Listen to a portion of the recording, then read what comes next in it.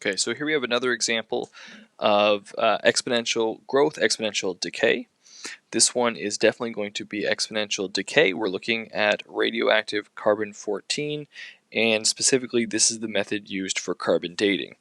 So really, if you know that the half-life of radioactive carbon-14 is about 5,730 years, and you also know that when a plant or an animal dies, it stops replacing its carbon and the amount of carbon-14 begins to decrease through radioactive decay, then this can be used to date how long your plant or your animal has been deceased. So the first thing we're going to do is using our differential equation, using our solution to that differential equation, we're going to find the relative growth rate, and in this case it'll be actually a rate of decay for radioactive carbon-14. So let's take a look. How do we go about doing this?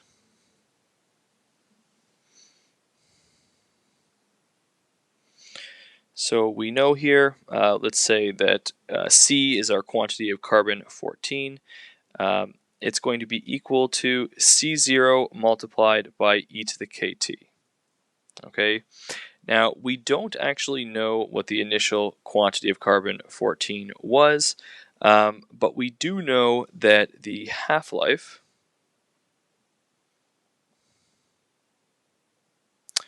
was 5,730 years.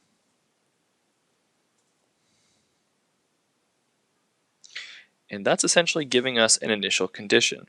So if we go back here, I know that if I take my function here modeling the quantity of carbon-14, that after 5,730 years, I'm going to get 1/2 the value of carbon-14 that I started with.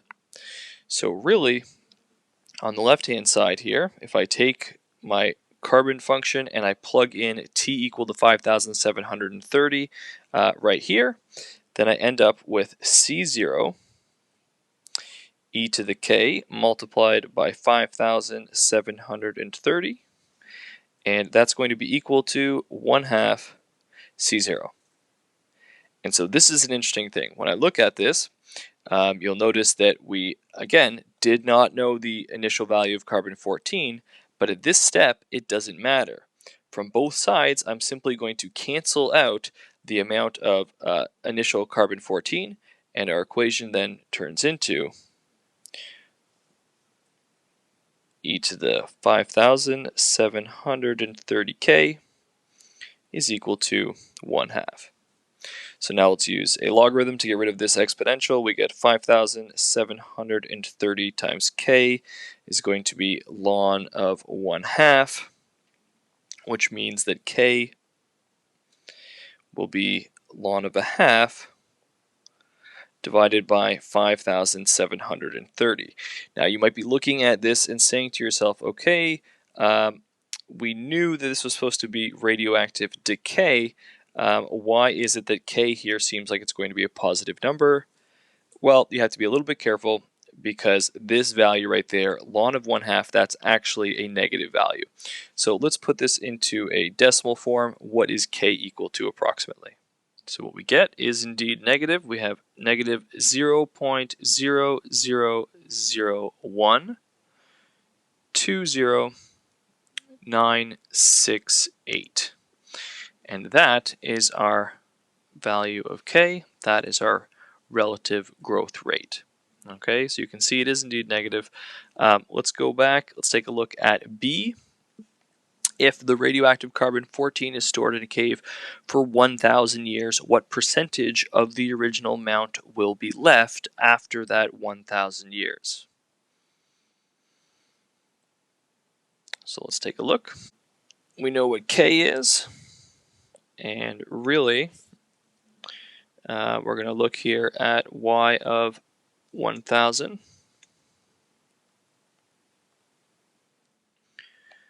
Is equal to, we have our initial quantity, which still we don't know what that is even for this example, and it's not going to be necessary. We have e to the negative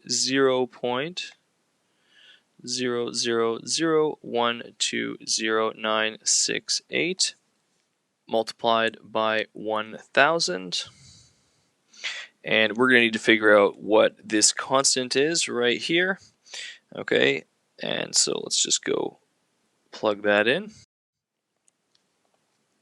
C0 multiplied by 0.886062.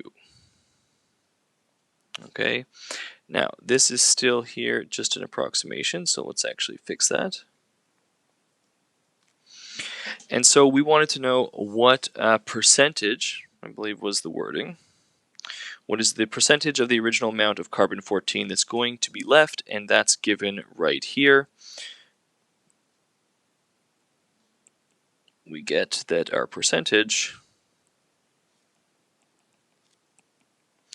will be 88.6062%, and that'll be after 1,000 years. So let's take a look at C. Here, if a fossil is found that contains only 20% of the original carbon-14, approximately how old would that fossil be?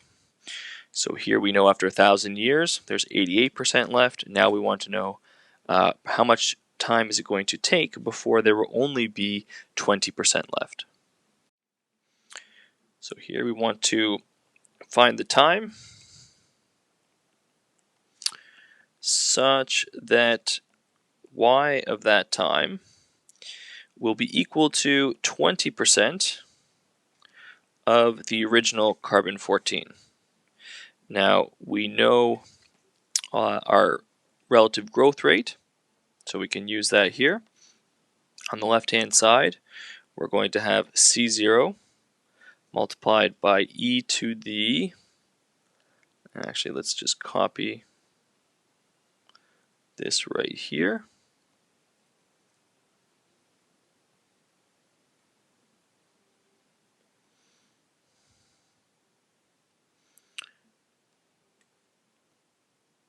Okay, so here, this is what we have on the left-hand side, except that this won't be 1,000. This should be just t. So that is our carbon function on the left. Okay, and we want to solve for t such that it'll be equal to 0.2 multiplied by C naught, the original amount of carbon-14. And again, you will notice we do not care how much carbon-14 we started with, and this is very important. Really all we're solving is for when this left-hand side is equal to 0.2.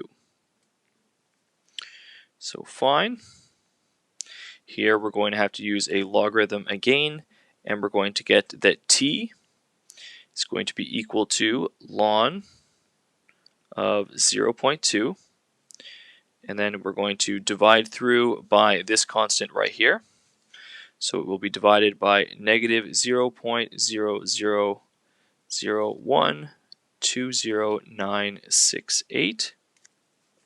And let's actually just take a moment, figure out what that is. And we end up getting approximately 13,304.66 years. And so if there's only 20% of the carbon-14 remaining, that is approximately how old your object actually is. So that's it. That's a little bit about how carbon-14 dating works.